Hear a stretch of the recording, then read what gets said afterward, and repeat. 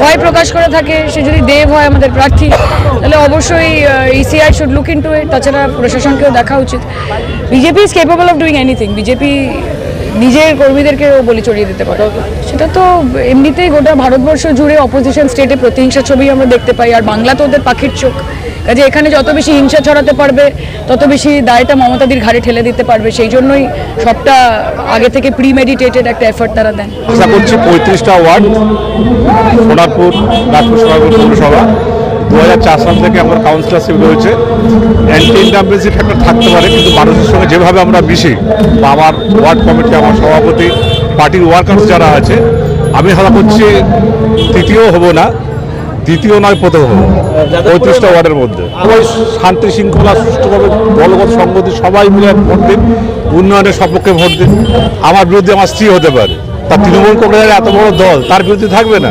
রাজপুর সোনারপুর পৌরসভার মধ্যে 7 নম্বর ওয়ার্ড এমন একটা ওয়ার্ড যেটা সব সময়ই মমতা ব্যানার্জির পক্ষে ছিলাম, আছি, থাকবো। আমাদের ছাত্র, যুব, জয় হিন্দ সমস্ত কাঁধে কাঁধ মিলিয়ে আমরা লড়াই করছি। 7 নম্বর ওয়ার্ড আমরা রাজপুর সোনারপুর পৌরসভার মধ্যে সবথেকে বেশি ভোটে লিড দেবো, এই আশা আকাঙ্ক্ষা রাখি আমরা। এরা চরিত বিজেপি ছিল, আছে, থাকবে। এটা তো বিজেপির একটা কালচার। ওরা হিংসা, ইডি, সিবিআই এইগুলো নিয়েই ওদের লড়াই, কিন্তু আমাদের লড়াই উন্নয়ন আর মানুষের পক্ষে শান্তি শৃঙ্খলা বজায় রাখা, সাম্প্রদায়িক বিরোধী।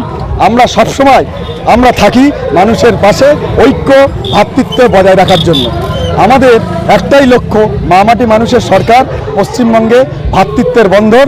মোরা একই বিনতে দুইটি কুসুম, হিন্দু মুসলমান, মুসলিম তার নয়নমণি, হিন্দু তাহার প্রাণ। জনমুখী প্রকল্প পশ্চিমবঙ্গের এর আগে 34 বছরের বামফ্রন্টের শাসনে অনেকেই ছিল, কিন্তু এই 2011-তে পালা বদলের পর মানুষ বুঝতে পারছে জনমুখী প্রকল্পের জোয়ার এসেছে। 65টি প্রকল্প আছে জনমুখী প্রকল্প।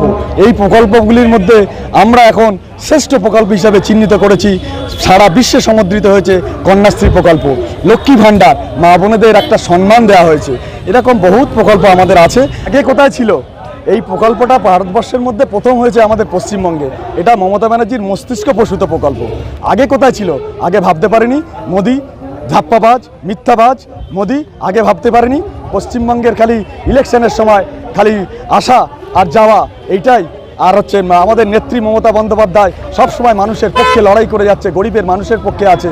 এটাই তো মমতা, এটাই এটাই আমাদের মঙ্গল, মাতৃরূপী মমতা বন্দ্যোপাধ্যায়। অবশ্যই বাংলা যেটা ভাবে, আগামীকাল সারা ভারতবর্ষ সেটা ভাবে। আমার নাম শহীদুল ইসলাম, 7 নম্বর ওয়ার্ডে যুব সভাপতি।